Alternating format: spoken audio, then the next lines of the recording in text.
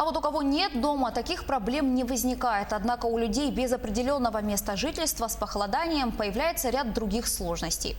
Одна из них – где пережить зиму. Чаще всего в холодное время года бездомные греются на автовокзале, теплых остановках и в подъездах. На сегодняшний день им помогает не только государство, но и общественные организации. Одно из таких обществ – «Алмаз», которое было образовано в 2015 году. За эти годы уже 74 человека получили социальную помощь. «Алмаз» вот уже 4 года работает благодаря грантам, которые выдают различные министерства и ведомства.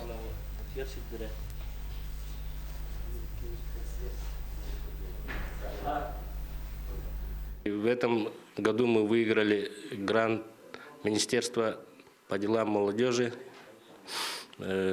здоровье молодежи, ценное наследство.